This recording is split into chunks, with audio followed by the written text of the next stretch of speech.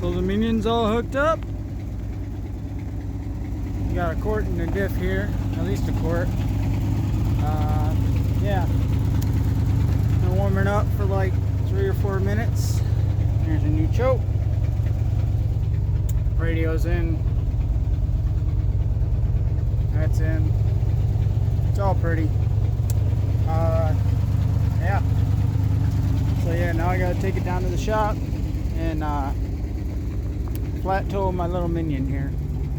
So, yep, that's where I'm at.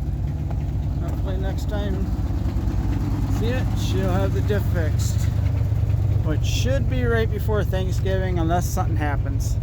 I got enough gas to get down there. It's only going like 8 miles down the road. I probably won't even tighten down these things here. They're snug, but they're not super tight. So I ain't going too dang far. I just go slow. If it starts to sway, I'll play around with it. But I'm only going like 8 miles down the road. So yeah, getting there. Do an update next time. But obviously I got an exhaust leak. But I don't know what to tell you.